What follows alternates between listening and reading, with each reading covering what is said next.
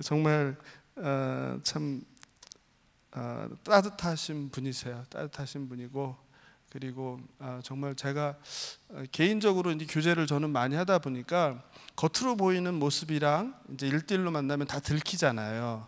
그런데 1대1로 만나도 변함없이 그냥 똑같으신 목사님이세요. 그리고 정말 인자하시고 넉넉하시고, 그래서 좀 오늘 저녁 강의는 그냥 정말 편한 마음으로, 편한 자세로 긴장감 푸시고 그냥 목사님의 지나온 목회 이야기, 또 목사님이 생각하는 것들을 들으시는 그런 시간 되면 좋을 것 같습니다.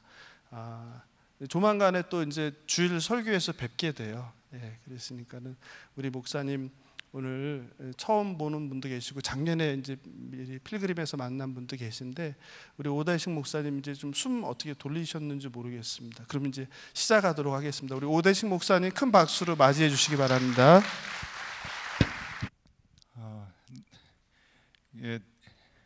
저는 경기도 덕소에서 살고 있습니다. 길이 이제 먼 길이라서 정확하게 저의 사무실에서 교회에서 4시에 출발했습니다. 근데 이게 완전히 오늘 그 예상이 빗나가 가지고요. 차 안에서 이렇게 마음 졸여 본 적은 처음입니다. 여러분들 굉장히 소중한 시간인데 제가 여러분들의 그 시간을 이렇게 다 이렇게 빼앗은 것 같아 가지고 너무 죄송하게 생각하는데, 한편으로는 또 차 안에서 이렇게 마음 졸이면서 이렇게 일정표를 보니까 여러분들 그 강의가 굉장히 빡빡하더라고요, 어제부터. 그래서 한 30분 하나님이 쉬라고 그러시는 거 아닌가 하는 생각을 이제 하면서 들어왔는데, 우리 강태우 목사님께서 또 그 짬을 이용해서 또 소송 얘기도 해주시고 굉장히 좋은 꿀팁을 이렇게 얘기해 주신 것 같아가지고 이것도 참 유익하겠다 하는 생각이 들었습니다. 저는 높은 뜻 덕소교회라고 하는 곳에서 목회를 하고 있고요.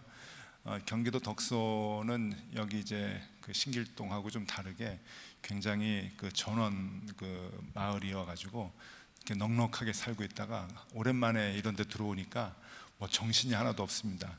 길을 잘 몰라가지고 내비게이션 따라서 왔는데 내비게이션이 마포에서 이렇게 여의도를 가로질러서 오게 해가지고 제일 막히는 데만 골라서, 그러니까 시골 사람한테 빌딩 좀 봐라 그러고서 이렇게 가르쳐 주는 것 같아가지고 이게 하여튼 굉장한 복잡한 그 상황들을 보고서 이렇게 왔습니다.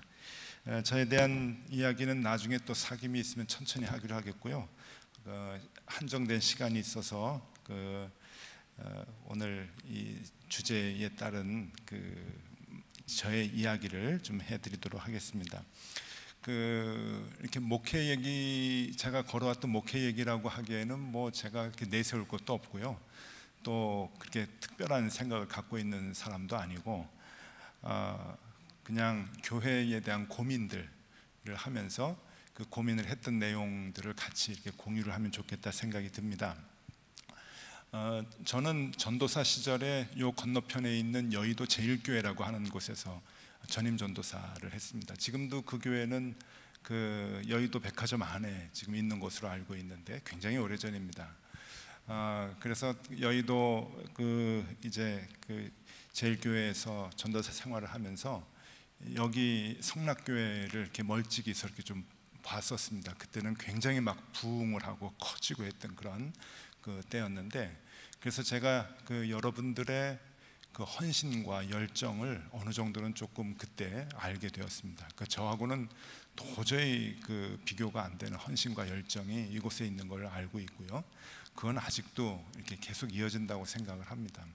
그래서 저는 여러분들에게 오늘 헌신과 열정에 대한 부분은 얘기할 수 없습니다. 왜냐하면 제가 여러분들보다 훨씬 더 못하기 때문에 그러죠.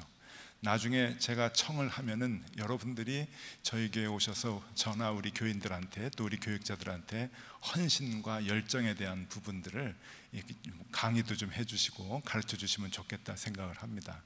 오늘은 제가 그 부분을 다룰 수 있는 것이 아니고 그냥 교회가 가는 방향만 조금 이렇게 수정을 하는 이제 그런 부분에 대해서 이렇게 저의 경험을 같이 이렇게 나누면 좋겠다 생각을 합니다. 여러분이 이제 가던 방향을 이렇게 조금 이렇게 돌릴 때는 이게 그 속도가 조금 멈춰져야 됩니다. 속도가 그대로 가속도가 붙으면 이제 열차도 탈선하고 버스도 넘어가고 이제 그러는데, 아마 이제 지금 이 개혁하는 이 기간이 속도를 조금 낮춰서 가던 방향을 조금 수정하는 그러한 그 기간이 아닌가 하는 생각이 좀 드는데, 이게 잘 이렇게 이렇게 모든 것이 잘 연착륙되고 또 잘 그 방향을 잡아가지고 정말 한국 교회의 훌륭한 그 모습들이 성락교회를 통해서 나왔으면 좋겠다 하는 생각을 합니다.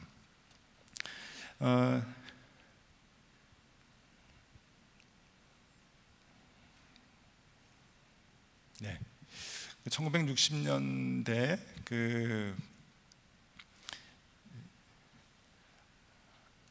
제 말이 조금씩 빨라지더라도 조금 이해해 주세요. 이 시간을 워낙 제가 까먹어가지고 빨리 진행을 해야 되지 않을까 생각을 합니다. 1960년대 그 미국하고 그 소련이죠, 러시아. 그 소련이 이제 우주 개발에 대한 그 경쟁을 이제 벌였는데, 두 나라가 국운을 걸고 자존심을 걸고 엄청난 예산과 그리고 그 이제 기술을 쏟아 부었습니다. 제가 찾아보니까 당시 1960년대 미국 나사의 직원이 40만 명이었습니다. 우리나라 군대가 뭐 50만 명, 60만 명 그러는데 나사 직원이 40만 명이었습니다. 거기에서 20만 명이 정규직이고 20만 명이 비정규직이었는데, 그러니까 어마어마한 예산을 이 우주 개발에 미국이 이제 쏟아부었는데, 이 우주를 개발하는데 여러 가지 파트가 있고 여러 가지 분야에서 이제 그 자기가 맡은 분야들을 그 40만 명이라고 하는 사람이 이제 연구를 하는데, 이 아폴로를 계획을 해가지고 계속 우주를 이제 보내는데, 달까지 가기 전에 우주에 가가지고 실험을 하는 이제 경우가 많이 있었습니다. 근데 무슨 일이 벌어지게 됐냐면은, 우주 공간에 가가지고 실험을 하고 기록을 하는데 이 그 볼펜이 나오질 않는 거예요. 그러니까 뭔가 실험을 하면 이제 기록을 해야 되는데 볼펜이 써지질 않죠. 여러분 잘 아시겠지만 볼펜은 중력에 의한 잉크가 위에서부터 밑으로 내려와 가지고 볼을 통해서 이렇게 써지는 그런 원리로 이제 만들어진 필기구인데, 그래서 저도 이제 어렸을 때 그 중학교 들어가면 볼펜을 쓰도록 허용을 해가지고 중학교 때 이제 볼펜을 처음 썼는데 너무 신기해가지고, 연필만 쓰다가 볼펜을 쓰니까요, 신기해가지고 막 쓰다가 이렇게 누워서 쓰고 그러면은, 누워서 쓰면 한 글자 쓰고서는 안 나옵니다. 이게 중력이 이제 위로 이제 올라가니까 그 이제 잉크가 올라가질 않는 거죠. 그런데 이제 그 우주에 가니까 이제 잉크가 나오질 않아가지고 펜이 쓰이질 않으니까, 그 나사에서 펜을, 우주에서 쓸 수 있는 펜을 개발하는 특명을 내리고 부서를 만들었습니다. 그래서 그 프로젝트를 만들었는데, 그것이 이제 스페이스 펜 프로젝트입니다. 그래서 그 60년대 나사에 이제 부서가 만들어지고 스페이스 펜 프로젝트를 이제 만들어가지고 엄청난 예산과 엄청난 인력이 동원이 돼가지고 결국 이 펜을 만듭니다. 그래서 이 펜을 보면은요, 이 말 자체가 이제 그 이름 자체가 스페이스 펜입니다. 스페이스 펜. 그래가지고 이게 일반 사람들에게도 시판이 되고 아주 비싼 값에 시판이 되고 이제 그랬는데, 이걸 가지고 이제 우주에 올라가서 실험을 할 때 여러 가지 이제 그 실험을 하고 기록을 하고 이제 그랬는데요. 그 미국의 우주인들이 이제 그 소련의 우주인들한테 이제 자랑을 하는 겁니다. 이제 그 소련 사람들은 아직 스페이스 펜이라고 하는 것을 개발하지 못했기 때문에 은근히 무시하면서 이제 자랑을 하는 거죠. 야, 너희들은 우주에 올라가서 실험을 하는데 실험을 할 때 뭐를 쓰냐? 볼펜 나오냐? 이제 그러고 이제 막 이렇게 그 무시하면서 은근히 과시하면서 이제 물어보는 거예요. 너희들은 뭐를 쓰냐? 그랬더니 이 러시아 우주인들이 뭐라 그러냐면은, 그게 무슨 질문이야? 그 우주에서 뭐 펜이 필요한 게 뭐가 필요해? 이제 그러는 거예요. 그래서 야, 너희들은 그 우주에서 뭐 실험하면서 기록을 하는데 볼펜이 잘 나오냐? 뭐로 쓰냐? 자꾸 이렇게 약 올리니까 러시아의 그 우주인들이 하는 얘기가, 우리는 연필로 써. 그래요. 연필로 써. 뭐가 뭐 연필 말고 뭐 또 필요해? 그러는 거예요. 연필로 써. 이 그 나사에서는요, 스페이스 펜이라고 하는 걸 만들어 가지고 그 떠들썩하게 홍보를 했고, 그 다음에 일반인들에게도 이 스페이스 펜을 만들어 가지고 비싼 값에 팔고서 우리가 우주 개발에 소련보다 앞섰다 막 이렇게 이제 홍보를 하고 있는 그때 러시아 사람들은 그게 뭐 필요하니, 연필이면 다 되지, 이제 그렇게 이제 그 반응이 나왔던 그 사건이 있었습니다. 그래서 이건 조금 나쁜 단어인데, 뻘짓을 했을 때, 이렇게 시간 낭비하고 돈 낭비하는 뻘짓을 했을 때 이것을 전문 용어로 스페이스 펜 프로젝트를 했다 그럽니다. 기업에서 많이 쓰는 용어입니다. 기업에서 이제 신입사원 훈련을 하고 뭐 새로운 기획을 하고 그럴 때 스페이스 펜 프로젝트가 되지 않도록 잘해라, 이제 그렇게 얘기를 해요. 그래서 시간 낭비, 돈 낭비, 그러니까 쓸데없는 짓을 할 때 스페이스 펜 프로젝트라고 하는데, 제가 왜 이 서두에 이 말씀을 여러분들에게 드리는가 하면은, 저도 목회한 지 이제 한 30년 조금 이제 넘었습니다만은 한국 교회를 이렇게 보면은 스페이스 펜 프로젝트가 너무 많습니다. 그러니까 조금 더 나쁘게 표현하면 뻘짓들을 좀 많이 하는 것 같아요. 그러니까 교회라고 하는 곳은 연필이 있으면 다 되거든요. 연필이면 충분하다고 생각을 하는데, 이 연필이 아닌 스페이스 펜 프로젝트를 가지고 여러 가지 프로젝트와 프로그램들을 너무나 많이 이제 만드는 모습을 보면서 안타까워하는 이제 한 사람인데요. 최근에 이제 그 교회가 너무 어려워지고 교회가 자꾸만 이상한 길로 가니까 이 모든 교회가 다 마찬가지죠.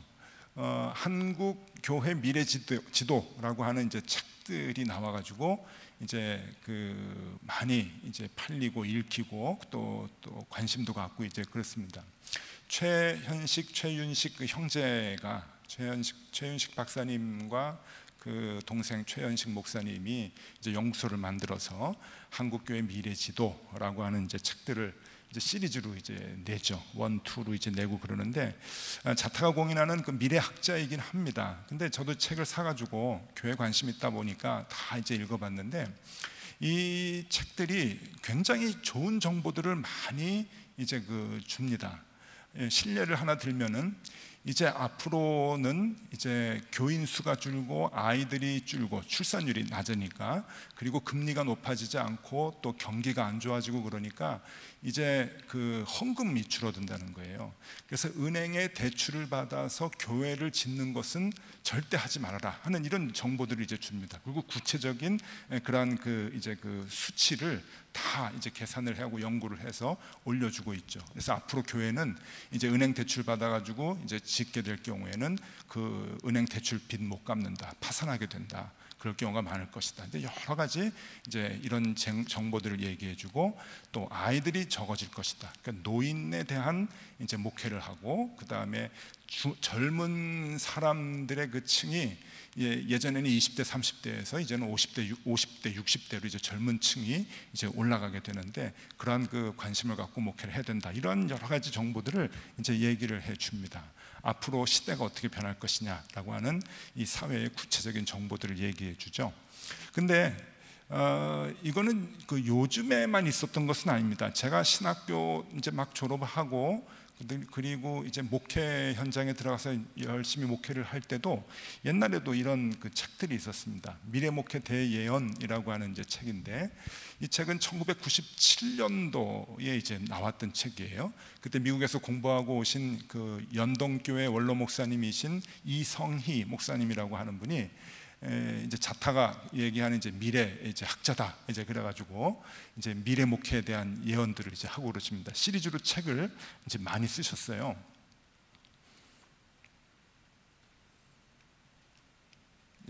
디지털 목회 리더십이라고 하는 책도 쓰시고, 세상을 바꾸는 미래교회, 이런 책들도 이제 그때 쭉 쓰셨는데, 아마 지금 최윤식 박사님 같이 그때 이제 그 두각을 나타내셨던 그런 그 목사님이셨어요.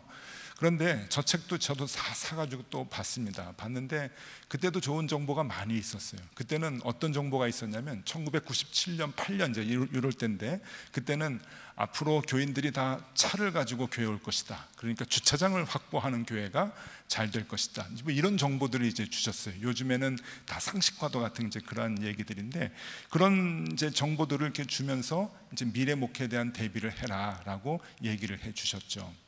그런데 그 10년, 20년 전에 미래 목회를 대비해라. 그리고 오늘날 또 미래 목회를 대비하라 라고 하는 그 패턴이 똑같아요. 사회는 이렇게 변할 것이니까 교회는 이렇게 변화돼야 되고 어디에 중점을 둬야 되고 하는 이런 관점들은 갖고 있는데, 과연 교회가 연필을 소중히 여기면서 가고 있느냐라고 하는 그 본래의 마음을 우리가 좀 가질 필요가 있다고 하는 것이죠.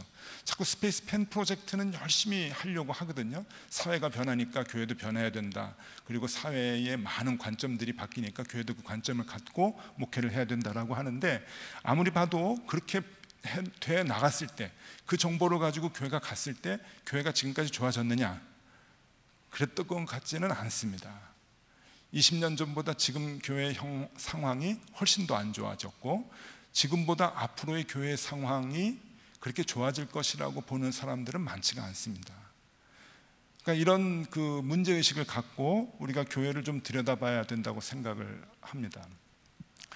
그 미국의 워싱턴에 가면은 그 토마스 제퍼슨 기념관이 있는데, 이 토마스 제퍼슨 기념관에 아주 재미있는 그 이야기가 이제 있습니다.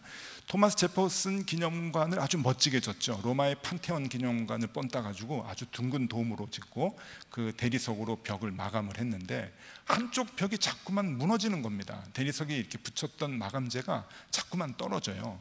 그래서 이게 왜 대리석이 자꾸만 떨어지냐 가지고 연구를 해보니까, 처음에는 그 원인을 잘 찾지 못하다가 원인을 어렵게 알게 됐는데, 그 원인이 이 대리석을 청소하는 그 하청업체에서 이 물총을 쏘는데, 물총에다가 섞는 이 세제가 너무 독성이 많다는 거예요. 그래서 이 독성을 이제 그 줄이지 않으면 이 그 이제 그 벽이 자꾸만 이렇게 무너지게 된다는 거죠. 독성이 세니까 이 그 벽과 대리석을 붙였던 그 접착제, 시멘트 접착제가 약해져 가지고 자꾸만 무게를 이기지 못하고 이제 떨어지는 거예요. 그래서 이 그 청소 업체에다가 그 세제를 약한 거로 쓰든지 아니면 그냥 물로만 뿌려가지고 청소를 해라, 그렇게 요구를 했더니, 이 청소하시는 분들은 이제 전문가니까 고집이 있어가지고 이렇게 얘기합니다. 여기 지금 문제는 이 세제가 문제가 아니고, 이게 그 비둘기똥이 너무 많다는 거예요. 그러니까 이 마른 비둘기똥을 제거하기 위해서는 이 세제를 쓸 수밖에 없는데 선택을 하라고 하는 거죠.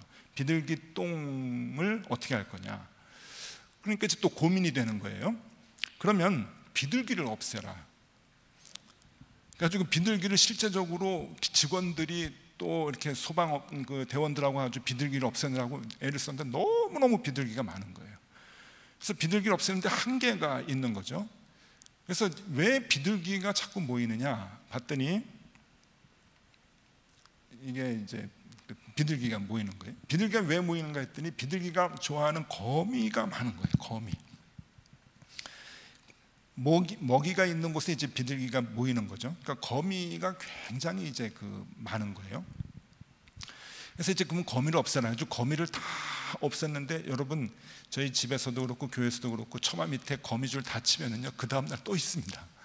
이 거미는 어디서 생기는지 그 다음날 와서 또 쳐놓고, 아침에 일어나면 또 쳐놓고. 근데 이 그 토마스 제퍼슨 기념관 주변에 있는 거미를 다 없앴는데 다음날 또 생기고 또 생기고 그러는 거예요. 그러니까 이제 비둘기가 없어지질 않아요. 그래서 이 거미를, 이게 거미가 왜 저기 생기느냐, 또 이제 연구를 했더니 뭐가 있냐면은, 거미가 제일 좋아하는 밥인 나방이 많은 거예요. 나방. 그래서 이제 나방을 그러면 이제 어떻게 해야 되느냐? 그럼 나방을 없애야 되는데, 여러분 나방을 어떻게 없앱니까? 이게 나방이 없어지질 않아요. 그래서 또 연구를 해보니까, 연구가 이제 조명이에요.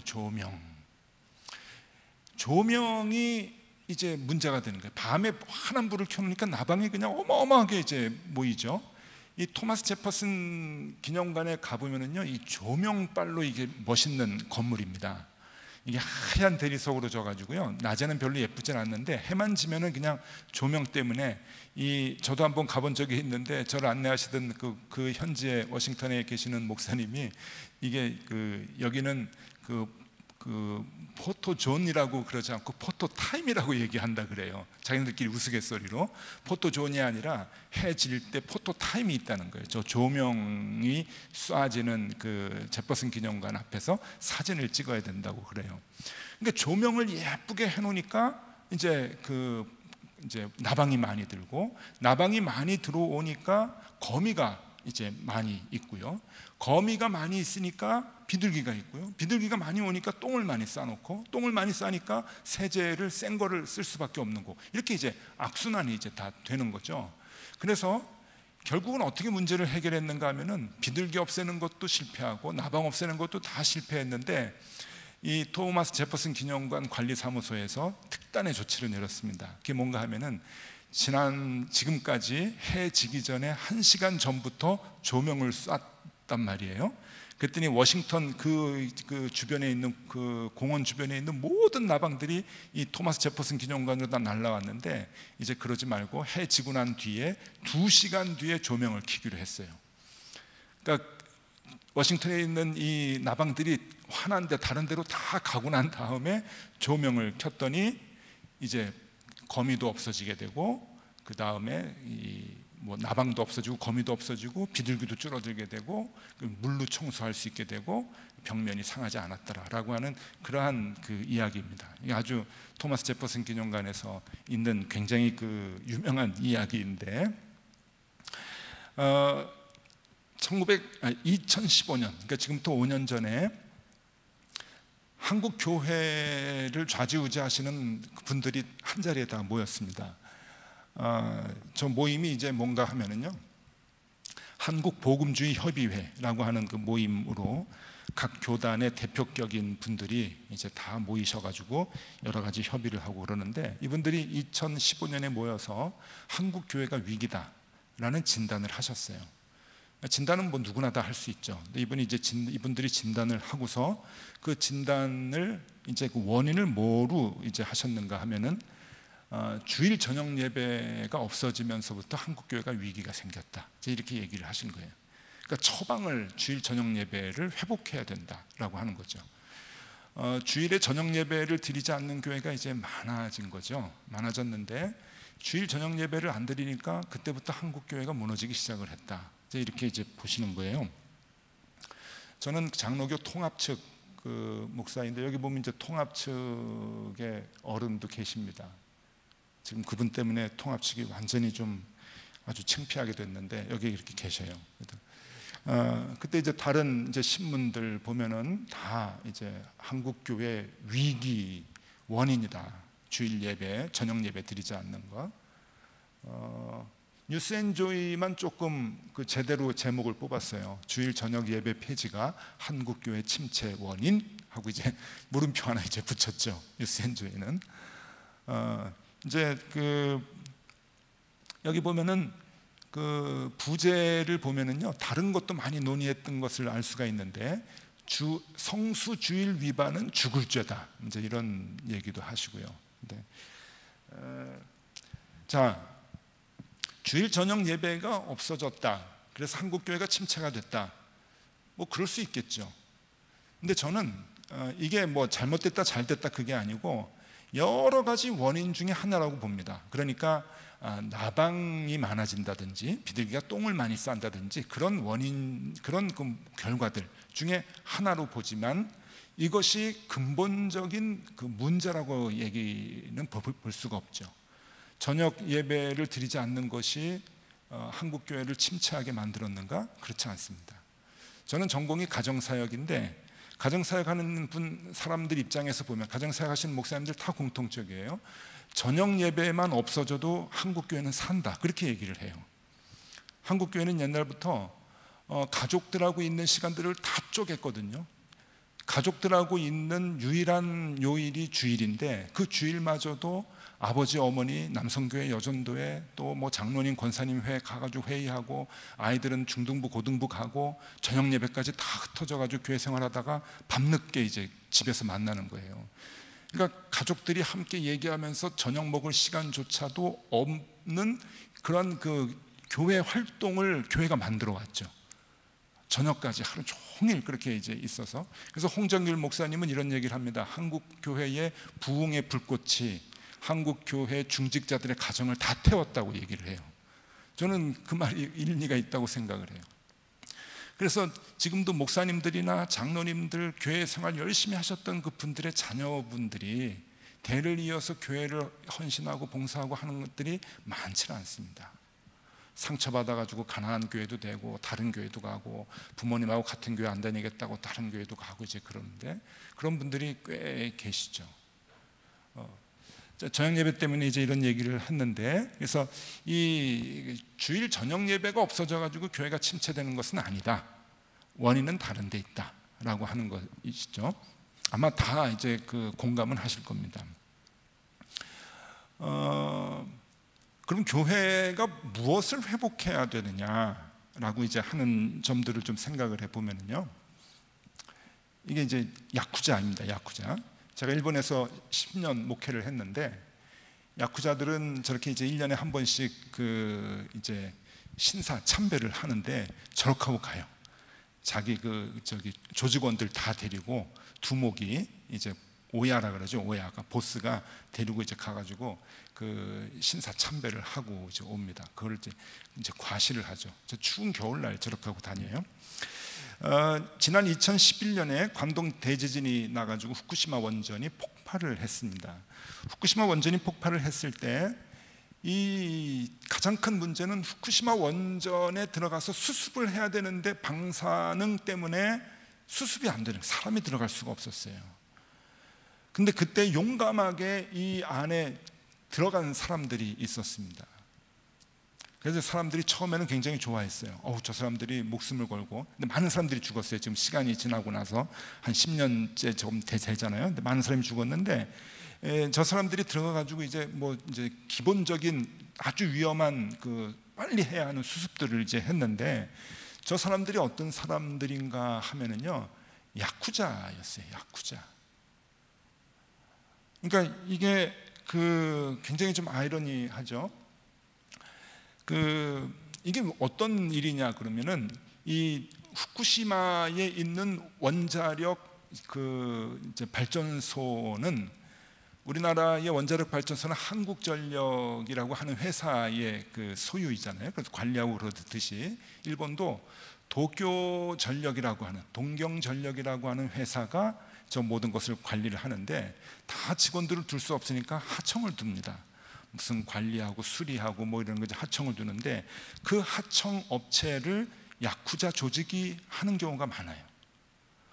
뭐 전봇대 올라가가지고 뭐 수리하고 뭐 이렇게 어려운 거 뭐 이렇게 이제 공사하고 이런 거를 야쿠자들이 이제 그 회사를 만들어가지고, 자기네들은 인력이 많으니까 그것을 이제 그 하는 경우가 하청업체로 하는 경우가 많은데, 이 도쿄 전력이라고 하는 곳에 하청업체 중에 이 야쿠자들이 하는 회사에서 애들을 보낸 거예요. 거기서 보스가 뭐 이렇게 그 애들 보내면은 뭐 가는 거죠. 밑에 애들이 이제 가는 건데 그냥 가가지고 그냥 하는 거예요. 그래서 저 친구들을 그때 뭐라 그랬냐면은 원전 사무라이라고 얘기했습니다. 원전 사무라이. 그런데 이 야쿠자들이 목숨을 걸고 때로는 죽어가면서 이 원전을 회복시키려고 들어갔는데, 국민들은 다 좋아하질 않아요. 그게 목숨 걸고 나라를 구하는 일인데도 국민들은 좋아하질 않았어요. 도쿄전력에서 신문에다 광고를 이제 냅니다. 앞으로 하청업체 중에서 야쿠자를 투입시키는 하청업체하고는 계약을 끊겠다 그랬어요. 재계약을 하지 않겠다고. 그러니까 절대로 이 야쿠자들 조직원들을 이 수습하는 데 인력으로 보내지 말라. 그렇게 아주 천명을 하고서 그냥 이렇게 그 엄포를 놨죠. 그럴 정도로 일본 국민들이 별로 이렇게 좋아하지 않습니다. 이게 무슨 얘기인가 하면은,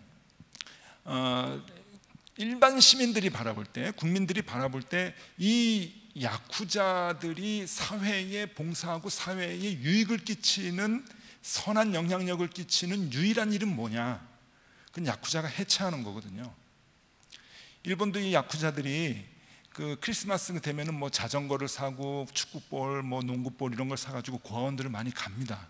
자기네들이 하도 지은 죄가 많으니까 그걸 보상받으려고 엄청나게 좋은 선물들을 사가지고 게임기도 사고 막 이래가지고 고아원들을 방문을 하거든요. 그런데 좋아하질 않아요.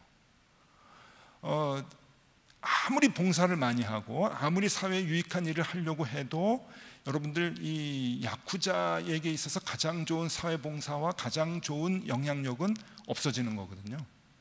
없어져 줘야 사회 사람들이 기뻐하고 좋아하는 거죠. 그것과 마찬가지로 교회도 그렇습니다. 교회가 뭐 여러 가지 일들을 하고 사회를 향해서 뭐 헌신도 하고 봉사도 하고 또 어려운 사람들 돈으로 뭐 돕기도 하고 여러 가지 일들을 많이 하는데 한국 사회가 그걸 모르는 건 아니에요. 그럼에도 불구하고 왜 교회가 자꾸만 이 영향력이 떨어지는가 하면은 정말 사람들이 바라는 그 무엇을 하지 못하고 있기 때문이죠. 가장 중요한 거, 영향력을 끼칠 수 있는 가장 중요한 것들은, 연필이라고 하는 것은 다 없애버리고 이상한 것들만 자꾸 하다 보니까 이 한국 사회로부터 인정받지도 못하고 지지를 받지도 못하고 무시당하고 밖에 버려져 밟히고 하는 그런 상황들입니다. 그래서 이런 그 모습들이 우리들에게 조금 다시금 회복될 수 있기를 바라는 마음이 이제 있는 거죠. 제가 교재에도 썼습니다마는 마태복음 5장 13절에서 16절의 말씀, 이게 우리가 가장 그 소중하게 생각해야 할 말씀이 아닌가 생각이 듭니다. 세상의 소금, 세상의 빛, 그러니까 소금과 빛의 역할을 우리가 잘 감당을 해야 되겠죠. 저는 16절 참 좋아하는데, 이같이 너희 빛이 사람 앞에 비치게 하여 그들로 너희 착한 행실을 보고 하늘에 계신 너희 아버지께 영광을 돌리게 하라. 그래서 오늘 이 저녁에 짧은 시간이지만 이 착한 행실이라고 하는 게 뭔가 하는 것을 그냥 뭐 저건 답이 없죠. 답이 없지만 제 목회의 이야기로 여러분들과 같이 나누면 좋겠다 생각을 합니다. 저는 항상 이제 힘들고 어려울 때마다 이 본질이 뭐냐라고 하는 생각을 이렇게 하는 이 버릇이 좀 있습니다. 요즘 코로나19 때문에 사회가 이제 급변하게 이렇게 바뀌는 상황 속에서 사람들이 얘기해요. 이렇게 사회가 변혁이 될 때는 항상 본질을 생각하는 마음이 있어야 된다 그러는데, 그래서 저도 본질을 많이 생각했거든요. 이제 그 현장 예배를 드리지 못하고 온라인 예배를 드리면서 이게 예배란 무엇이냐 하는 본질을 다시 생각하게 되고, 교인들을 뭐 석 달, 넉 달 정도 이렇게 얼굴을 보지 못하면서 교인은 누구일까? 목회자는 뭔가?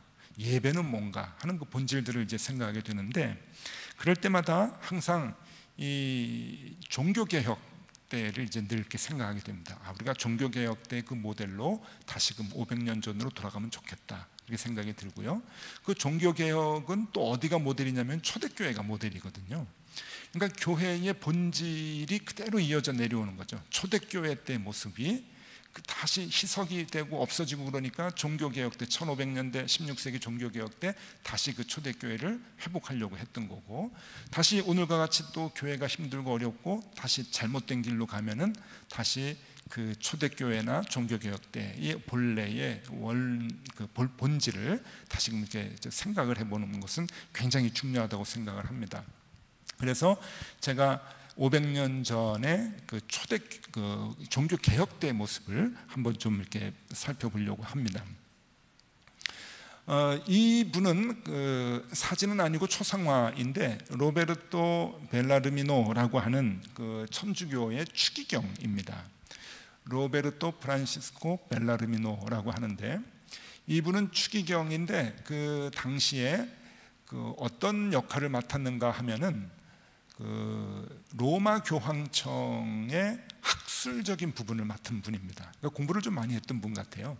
그러니까 모든 교리에 대해서 학술적으로 이제 만들고, 또 이단들이나 이제 로마 천주교를 대적하는 사람들로부터 학술적으로 모든 것들을 대변하고 또 반박하고 하는 그 역할을 맡은 사람이 이 벨라르미노라고 하는 이 분인데, 이 사람이 제일 많이 이 행동이나 글로써 했던 것이 종교 개혁을 하고 떨어져 나간 개혁교회를 욕하는 거였습니다. 개혁교회를 계속 비난을 하는 거죠. 추기경이니까 힘도 있었고 또 공부도 했으니까 학술적으로도 굉장히 많이 이제 비난을 이제 하는데, 이 사람이 이제 이 로마에 가면은 조르다노 브루노라고 하는 철학가이면서도 그 당시 그 사제였습니다. 이게 로마 사람들이 굉장히 그 좋아하는 영웅이죠. 그러니까 이제 동상이 만들어져서 로마 시내에 이제 있는데, 이 조르다노 브루노라고 하는 사람은 그 지동설을 주장했던 첫 신부였습니다. 신부. 그러니까 신부의 입장에서 천동설이 아니고 지동설이다라고 하는 것을 연구해가지고 이제 발표를 이제 했는데, 이 사람을 이제 화형을 시킨 사람이 벨라르미노라고 하는 추기경이었어요.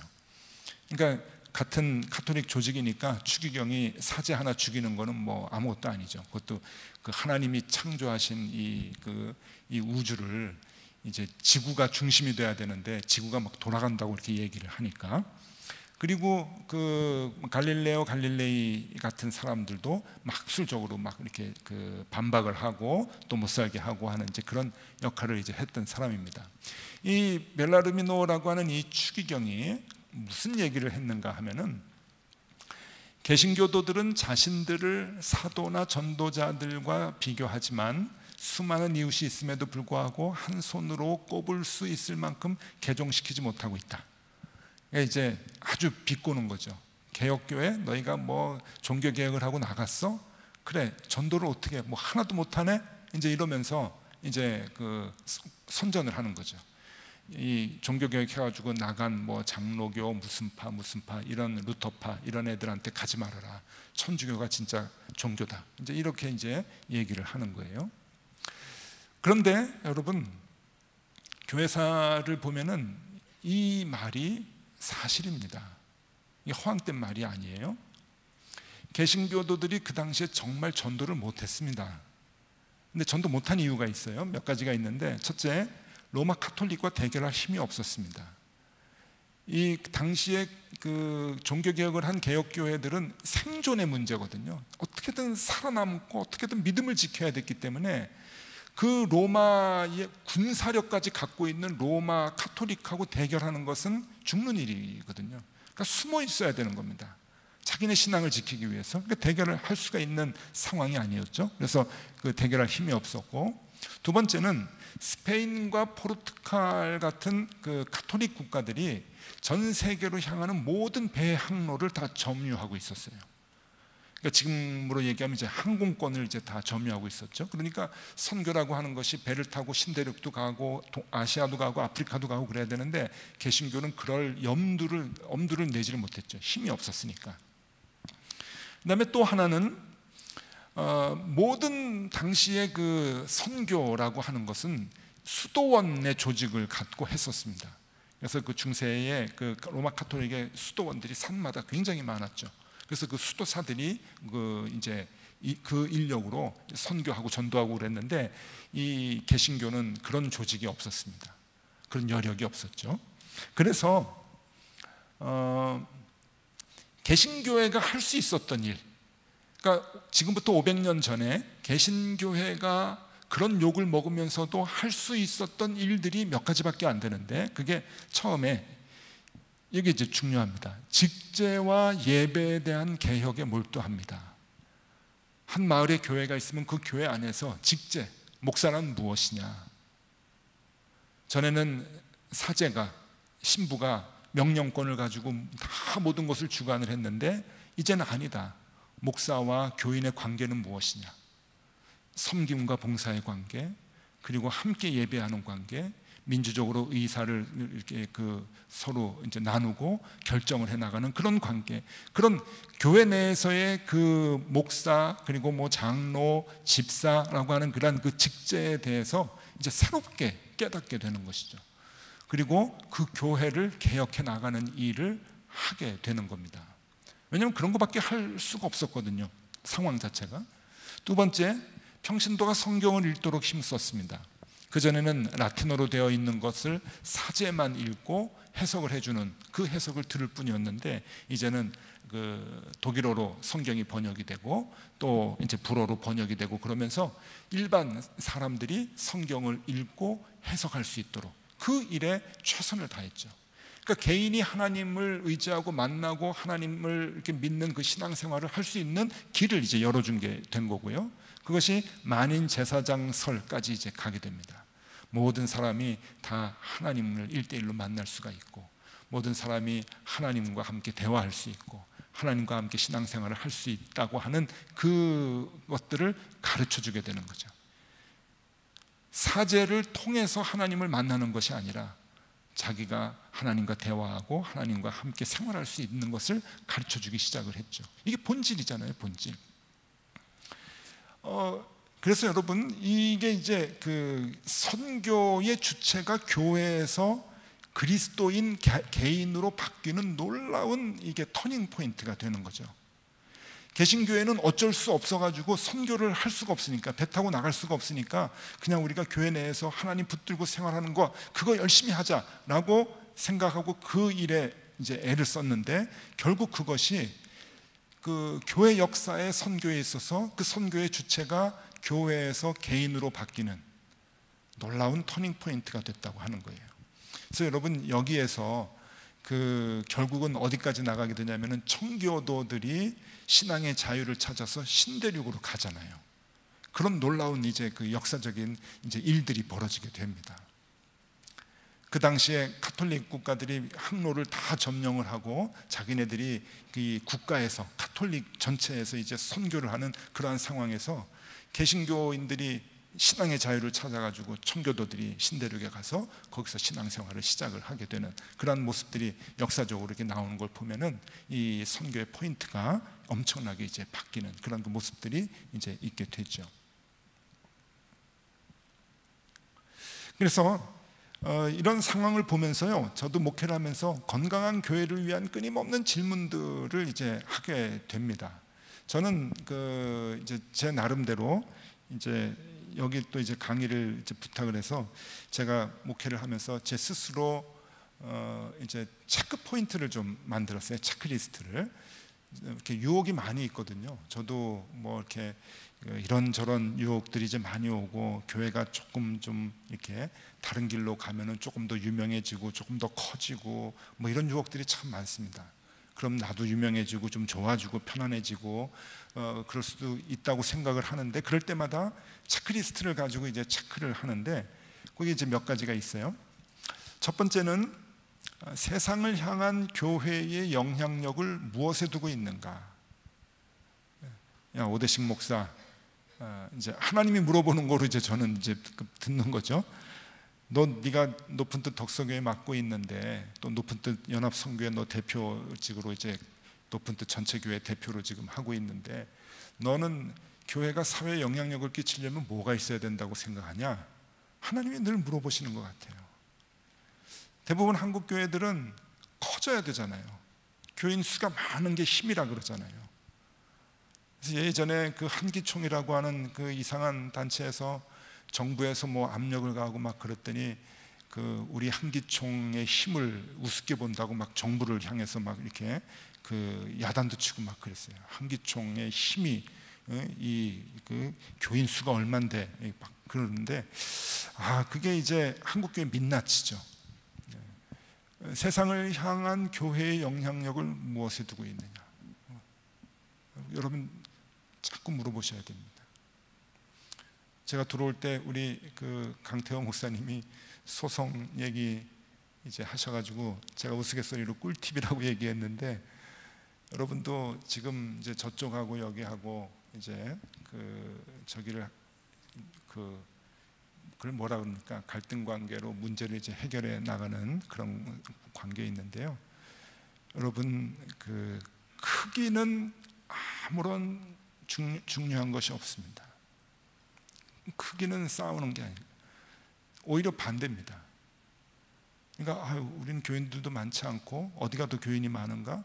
되게 교회가 이제 분란이 나가지고 조그만 교회도 이렇게 나뉘면은요, 우리 교회는 몇 명 이번 주에 모여서 예배드렸다, 저쪽 파는 몇 명 모였냐, 이거 가지고 많이 싸우고 그러는데, 그거는 정말 중요한 게 아닙니다.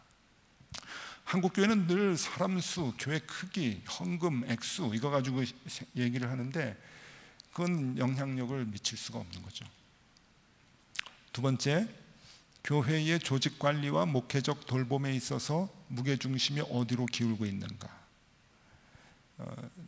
저는 지금 목회하기 전까지 교회를 2번 분립을 했습니다. 처음에 분립할 때는 이제 김동호 목사님이 분립하셔가지고 분립하는데 같이 이제 브레인으로 저도 그 계획하고 또 분립을 하고 나서 이제 교회 하나를 맡았는데, 그 교회를 맡고 하다가 또 분립을 해서 제가 지금 덕소로 갔죠. 그래서 교회 분립은 제가 전문입니다. 잘합니다. 그리고 덕소로 가서 지금 교회 한 지가 이제 올해가 3년째인데 작년에 또 분립을 해서 하나 내보냈고 내년에 이제 또 분립을 하느라고 올해 지금 준비하고 있습니다. 그래서 자꾸 이렇게 내보내는데 그 사람들이 그래요. 왜 자꾸 목사님 이렇게 교회 좀 커지려고 하면 내보내고 커지려고 하면 내보내고 그러냐고 저한테 얘기를 하는데, 저한테는 이 질문이 있어요. 이 질문이, 제가 그 높은 뜻 숭이교회 김동호 목사님하고 같이 이제 그 팀 목회를 할 때 높은 뜻 숭이교회가 6,000명까지 이제 갔었거든요. 막 교인들이 이제 막 그 등록하고 막 1년에 1,000명씩 늘고 그래가지고 6,000명이 됐는데, 거기서 이제 4개로 분립을 했을 때 제가 맡고 있었던 높은 뜻 이제 정의교회가 1,500명에서 이제 시작을 했습니다. 1,500명 시작을 했는데 한 4년 5년 되니까 배가 됐어요. 3,000명이 됐어요. 그런데 자꾸 이게 제 가슴을 때리는 거예요. 교회의 조직 관리와 목회적 돌봄에 있어서 무게중심이 자꾸 어디로 가느냐. 그러니까 제가 담임 목사인데 자꾸 조직 관리로 가는 거예요. 조직 관리로 가는 게 그렇게 괴로울 수가 없어요. 조직 관리로 가면 갈수록 목회적 돌봄은 소홀하게 되거든요. 사람은 에너지 보존의 법칙이 그대로 적용되는 생물체입니다. 2개를 다 할 수 있는 슈퍼맨이 아니에요. 조직 관리를 하게 되면 목회적 돌봄은 그만큼 못하는 거예요. 근데 아무리 성경을 봐도 하나님이 우리에게 교회를 맡겨주시면서 조직 관리를 하라고 맡겨주시지 않았어요. 그 목회 성공이라고 하는 게 뭡니까? 저도 뭐 이제 신학교 다니고 졸업하고 뭐 동료들도 있고 선후배도 있고 그러는데 자꾸 이제 목사님들 모이면은 아이고 저 친구 목회 성공했다고 저한테도 많이 얘기를 해주세요. 선배님들도 그렇고 동기들도 아이고 목회 성공했네. 가만히 얘기 들어보면은 뭐 3,000명이 모였네, 뭐 4,000명이 모였네, 5,000명이 모였네. 그러면 성공이라고 생각하는 거예요. 그런 교회 목회를 하면은. 근데 여러분, 가장 중요한 목회적 돌봄을 못하면서 관리를 하게 되는 게 그거는 성공이 아니죠. 오히려 반대죠. 교회를 망가뜨리는 거죠. 그게. 그래서 담임 목사와 몇 명의 팀이 목회적 돌봄을 충실히 할 수 있는 사이즈가 무엇인가, 몇 명인가 하는 고민을 하는 거예요. 그래서 그 역할이 그 교회의 조직 관리 때문에 그 역할이 소홀히 되지 않는 그 사이즈를 항상 유지를 하려고 하는 거죠. 그래서 또 늘어나면 잘라서 분립하고 그쪽 교구의 교구 목사님하고 목회를 잘하셨던 분들을 같이 가서 교회를 할 수 있도록 하고, 이제 그런 마음들을 갖고 있는 거죠. 자, 마지막 3번째, 목회자의 사역의 목적이 십자가의 길을 가는 것이라고 생각하는가? 십자가는 피 흘리는 것이죠. 희생이죠. 죽는 것이죠. 이 길을 가는 것이라고 생각하는가? 자꾸만 목회를 하면서 편해지려고 하고 좋아지려고 하고 칭찬받으려고 하고 남들보다 경쟁해서 나아지려고 하는, 인정받으려고 하는 그 마음 자체가 잘못된 생각이죠. 그것과 싸워야 되는 겁니다. 계속 싸워야 되는 거죠. 그래서 요새는요, 제가 이제 시골에서 목회를 하고 그러니까 주변에 있는 목사님들도 이제 계시고 그래가지고 이제 장로님들이 이제 차를 이제 뽑아주겠다고 하는데 이제 조금 이렇게 작은 차를 타고 이제 다닙니다. 투싼 타고 다니는데 장로님들이 이거 뽑아주면서 목사님 이게 너무 싸서 투싼입니다. 그래요. 투싼, 너무 싸서.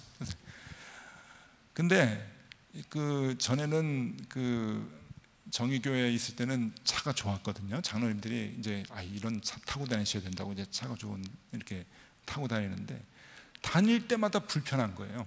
마음에.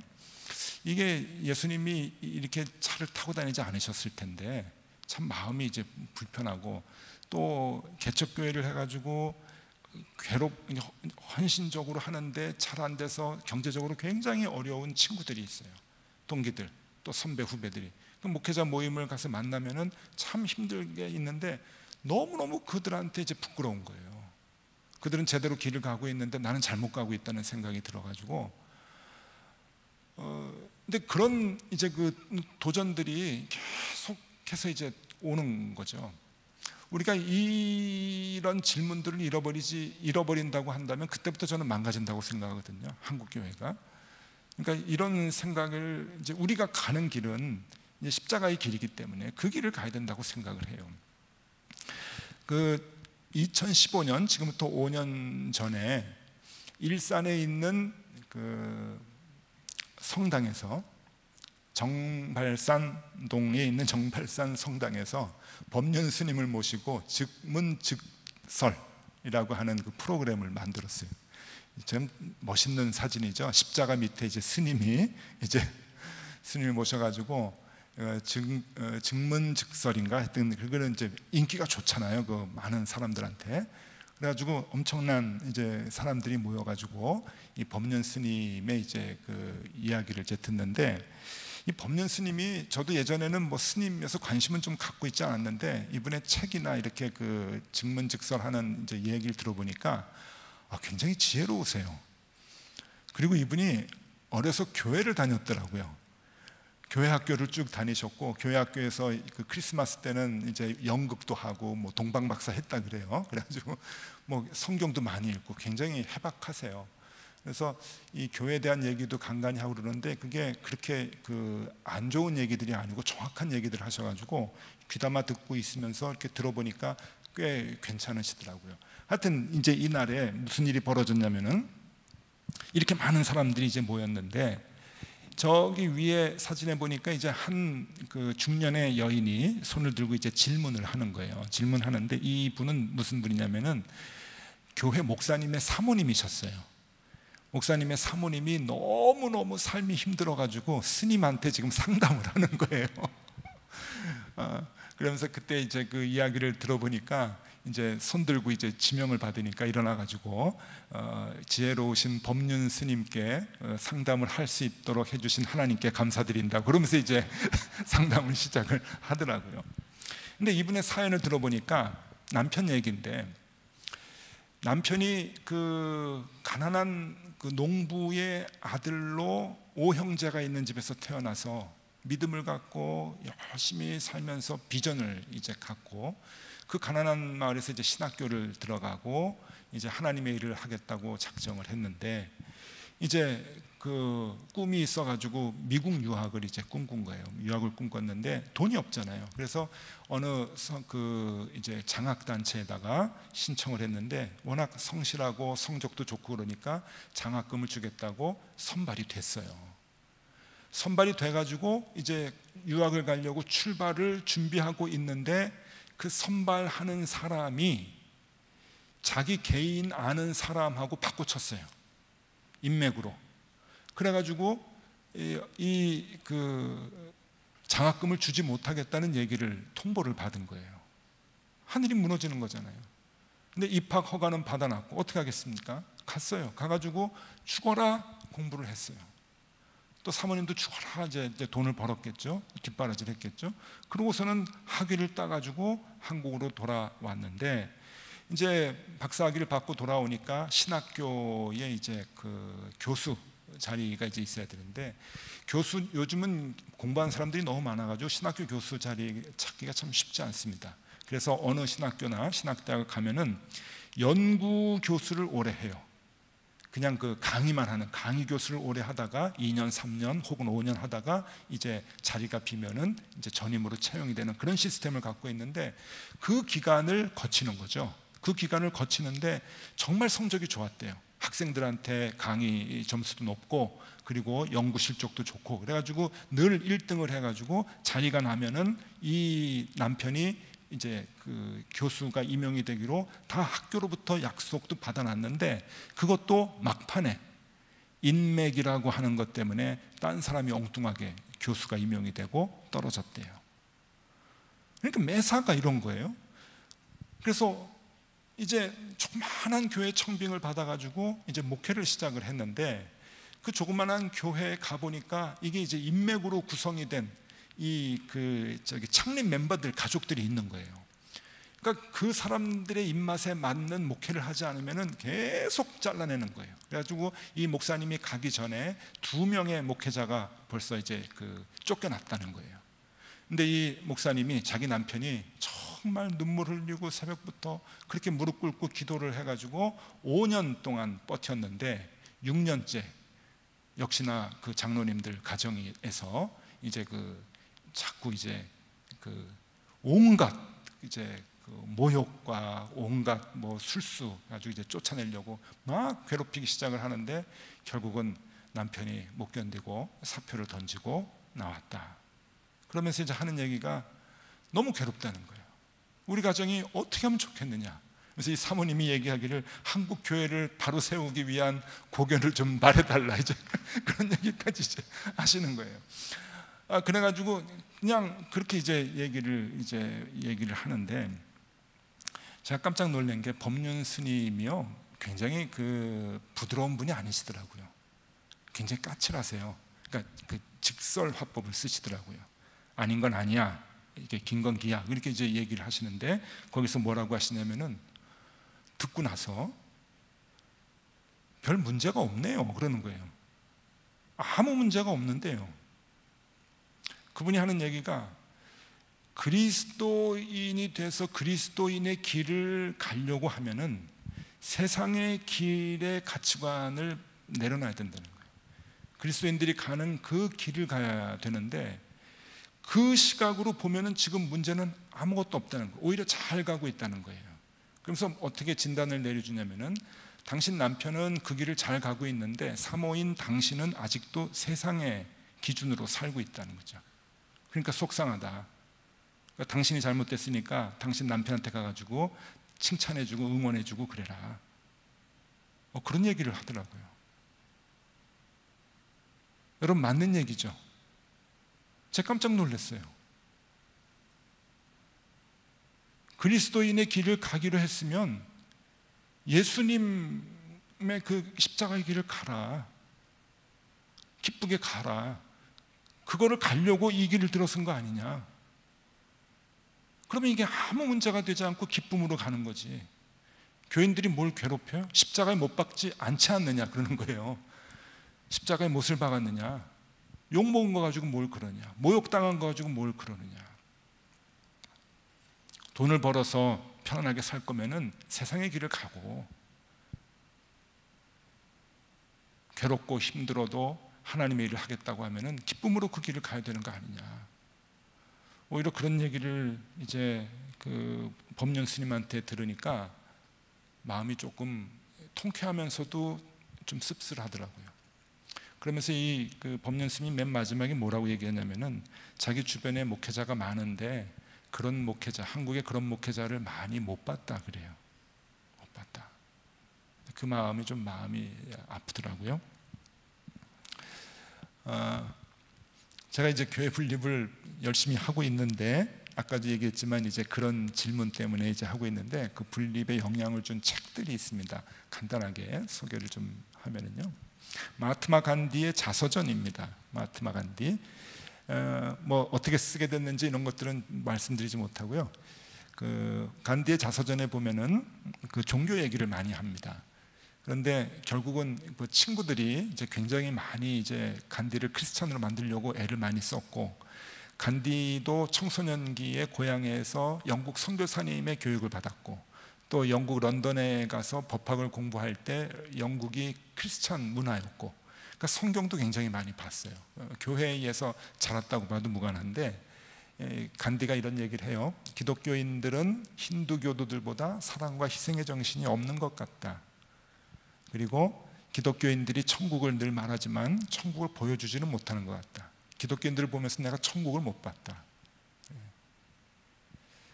우리가 이제 교회를 하면서도 교인들에게 혹은 교회 밖에 있는 일반인들에게도 천국을 좀 보여줘야 되는데, 한국 교회가 좀 그러지 못하고 있죠. 움베르토 에코의 장미의 이름이라고 하는 책이 있습니다. 1980년에 쓴 소설인데, 움베르토 에코 자체가 이제 철학자이기 때문에 자기의 그 당시에 이탈리아의 이제 그 종교나 교회들을 보고 이제 꼬집는 소설을 썼겠죠. 장미의 이름이라고 하는 이 그 책은 워낙 베스트셀러가 돼가지고 나중에 이제 션 커넬리의 그 주연으로 이제 영화가 되기도 했는데, 1300년대, 그러니까 14세기에 영국 북부에 있는 산악지대의 베네딕트 수도원에서 일어나는 살인 사건을 주제로 해가지고 쓰는 이제 소설입니다. 영화를 이제 보면은요, 영화에서 보면은요, 여기에서 그 이제 위에 있는 사람이 베르나르도 귀라고 하는 이제 그 로마 교황청에서 파견한 이제 그 추기경이고요.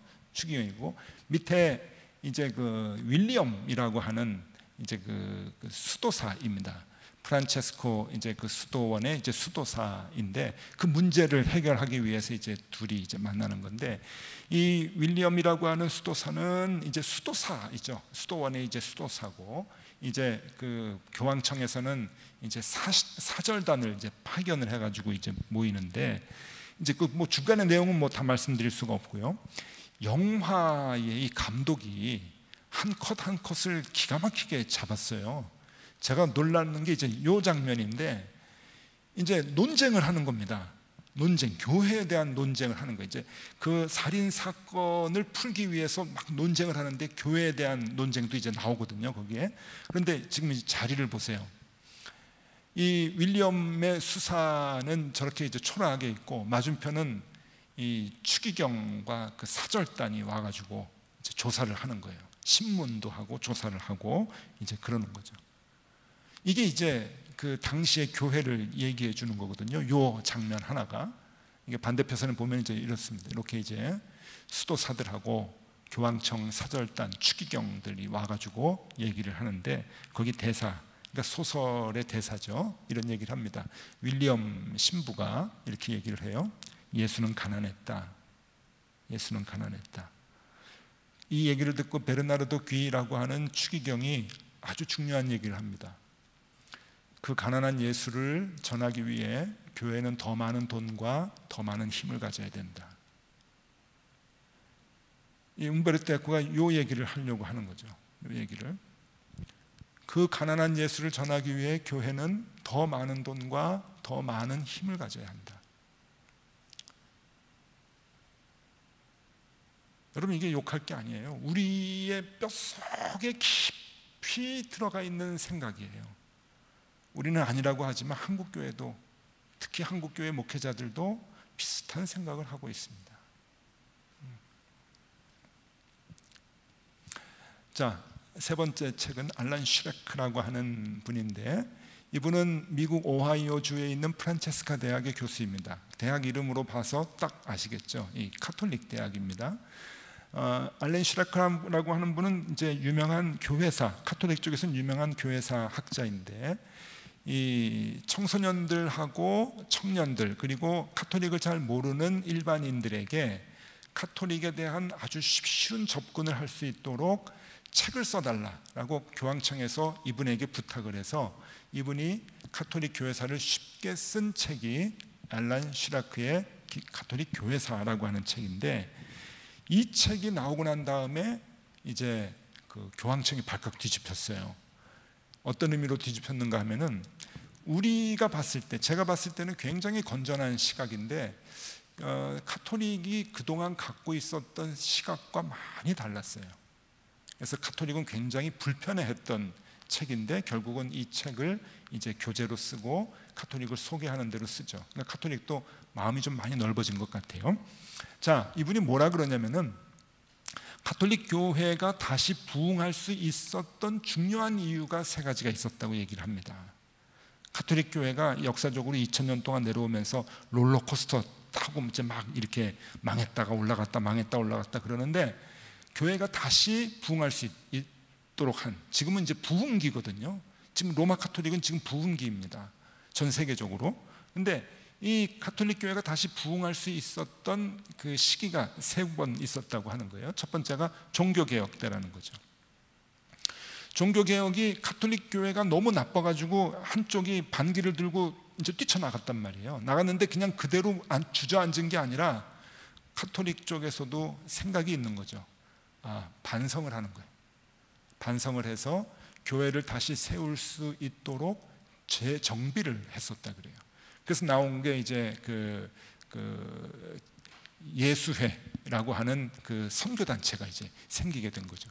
이 예수회라고 하는 선교단체에서 어마어마하게 훌륭한 이제 선교사들이 나옵니다. 프란시스코 자비에르라고 하는 선교사 나오고, 마테오 리치라고 하는 중국 선교사 나오고 이제 그래요. 저는 일본에서 목회 10년을 했는데 그 프란시스코 자비에르라고 하는 이 신부는 일본에서는 우상이에요. 일본 기독교계에서는 복음을 전해준 사람이니까. 그러니까 이 사람들이 다 예수의 소속 이제 신부님들이거든요. 그게 종교 개혁을 통해서 이제 선교는 돈으로 하는 게 아니구나, 그리스도 예수의 피로 하는 거구나, 희생으로 하는 거구나라고 하는 마음을 갖고 예수회라고 하는 게 이제 만들어질 만큼 이제 생각을 바꿔 먹었다고 하는 거죠. 두 번째, 1870년 이탈리아 군부의 교황 명령권을 탈취합니다. 19세기에 와가지고 이탈리아가 이제 그 교황이 그동안 나라를 다스리던 것을, 교황의 힘을 탈취를 하고 이제 공화정이 되는 거죠. 공화정이 되면서 이제 그 나라를 이제 왕정, 공화정 이렇게 이제 역사적으로 넘어가는데 이제 다 힘을 빼앗고 왕이 이제 갖게 되는 거예요. 그러면은 이제 이 가톨릭 입장에서는 망했죠. 가톨릭 입장에서는 망했는데 이 역사학자는 알란 슈라크는 아니라는 거예요. 이 시기가 있었기 때문에, 그러니까 교황권이 세속적인 권한, 힘을 다 잃어버린 그 순간이 다시 영성훈련과 하나님을 찾는 일에 집중할 수 있도록 만들었다는 거예요. 그게 가톨릭을 살린 사건이 됐다고 하는 거죠. 외형적으로 보고 세상적으로 보면 망한 것 같지만 이게 망한 게 아니라 다시금 생명력이 솟아날 수 있는 계기가 됐다라는 얘기를 해요. 마지막, 20세기에 우리가 잘 아는 그 2차 세계대전을 일으켰던 무솔리니에 의해서 교황청의 땅이 다 이제 그 국가로 귀속이 됩니다. 그리고 로마 교황청은 지금 바티칸 시국만 이제 허락이 되죠. 그러니까 이것만 갖고 나머지는 이제 다 나라 거야, 이렇게 다 뺏어버렸어요. 그럴 때 이 엄청난 유럽 전체 땅을, 이탈리아 전체 땅을 다 빼앗겼지만 이 그 알렌 슈라크라고 하는 이 그 역사학자는 이것이야말로 신의 한 수라고 하는 거예요.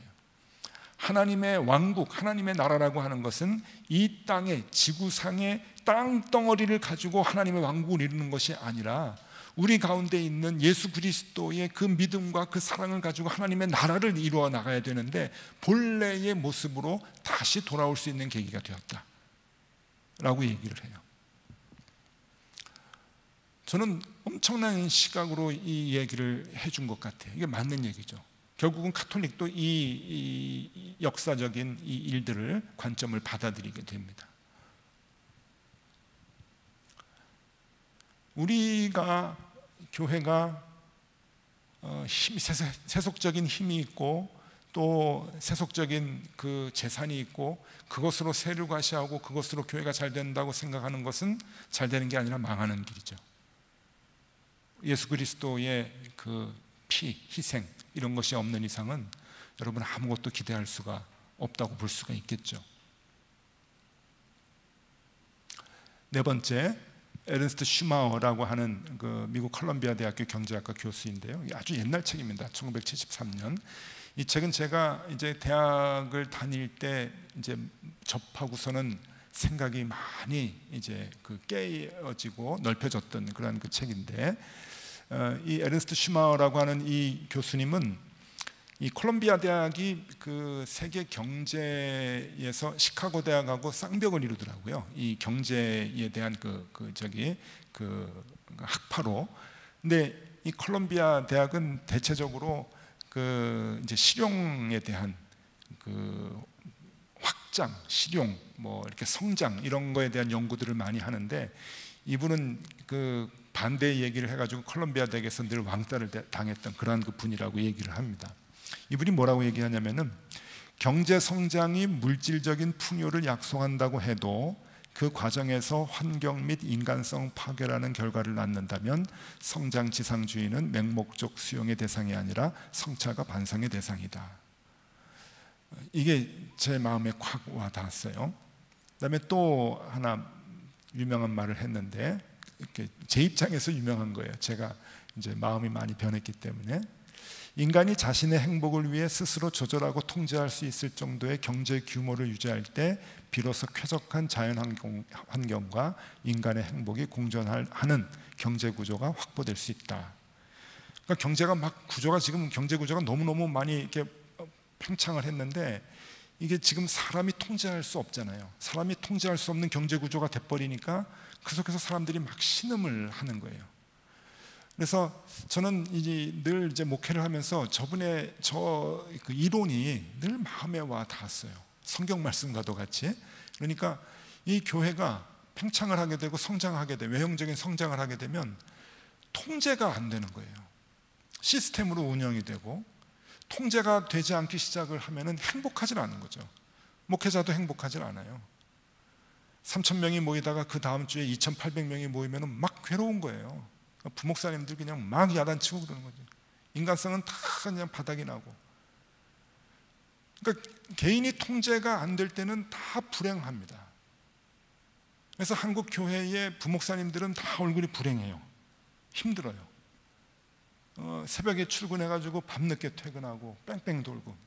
목회가 아니거든요. 목회가 관리죠.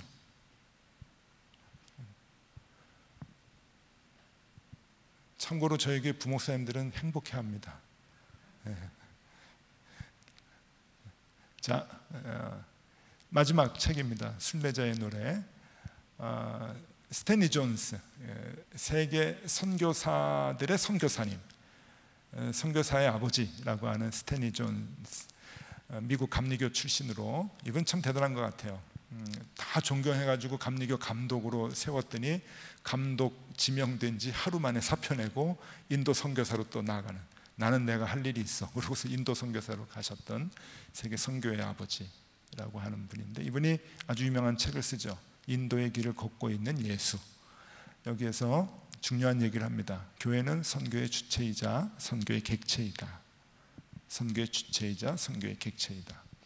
이 말은 로마서 1장에 바울이 내가 너희에게 복음 전하기를 원하노라 로마 교인들한테 얘기를 해요. 그 당시에 로마 교회는, 교회가 세워진 지 20년이 됐는데 20년이 된 교회의 교인들에게 내가 너희에게 복음 전하기를 원하노라, 그 얘기하고 똑같은 거죠. 복음은 교회가 받아야 돼요. 왜냐하면 교회가 복음이 없으니까요. 교회가 복음이 없고 다 본질이 변했으니까 이 스탠리 존스가 교회는 선교의 주체이자 객체가 되어야 된다. 교회가 선교의 대상이 되어야 되는 상황입니다. 자, 이제 다 마쳤고요. 그냥 저희 교회 사진 하나 보여드릴게요. 제가 그 서울 쌍문동에 있는 높은 뜻 정의교회, 그러니까 정의 여자 중고등학교 강당입니다. 거기서 이제 예배 드릴 텐데, 저기서 이제 매주일 교인들 맞이하고 예배 드리고 이제 그랬는데요. 뭐 참 좋았어요. 좋았는데 아까 그런 이제 고민들이 자꾸만 이제 저에게 이제 오는 거죠. 이게 그 무게 중심이 목양에서 자꾸 관리가 되니까 이제 어떻게 그 고민이 돼가지고 이게 교회를 좀 나눠야 되겠다 생각이 돼서요. 지금 덕소에 있는 덕소고등학교를 가서 강당을 좀 빌려주십시오 그랬더니 그 강당을 빌려주시지 않고 옆에 있는 창고를 빌려주셨어요.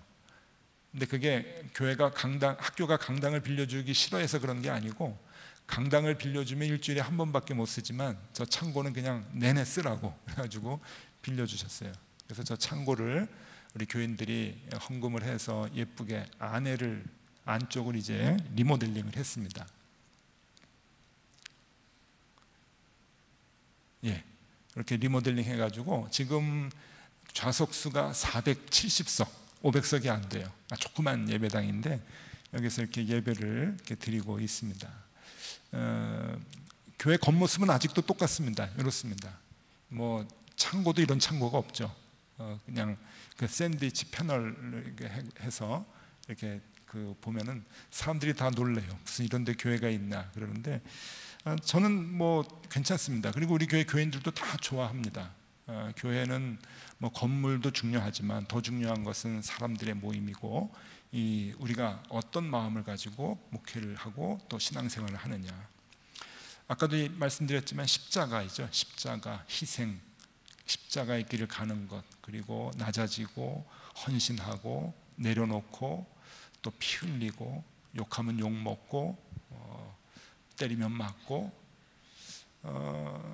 이 마음이 한국 교회에서 사라지지 다시 회복되지 않는 한 교회는 회복되지 않을 거라고 생각이 들어요. 다시 처음으로 돌아가서 스페이스 펜 프로젝트 많이 있습니다. 여러분, 저는 그거보다는 연필이 좋은 것 같아요. 연필. 그래서 우리는 교회가 처음부터 교인들에게도 우리 프로그램 많이 안 합니다. 그저 예수님 닮아가는 예배 잘 드리고 그저 성경 읽고 기도하고 하는 그런 그 가장 본질적인 것을 최선을 다하려고 이제 애를 쓰는 거죠. 마지막으로 사진 하나 보여드리고 마치겠습니다. 제가 좋아하는 그 사진입니다. 세상에서 가장 좋은 사진 한 장 골라라. 그러면 저 사진을 이제 고르고 싶은데요. 저 사진은 그 유명한 영화죠. 패션 오브 크라이스트의 그 스틸컷 중에 하나인데 상황은 어떤 상황인지는 잘 아실 거예요. 빌라도 앞에서 신문을 당하는 사진인데 저는 저 감독이 정말 정확하게 묘사를 한 것 같아요.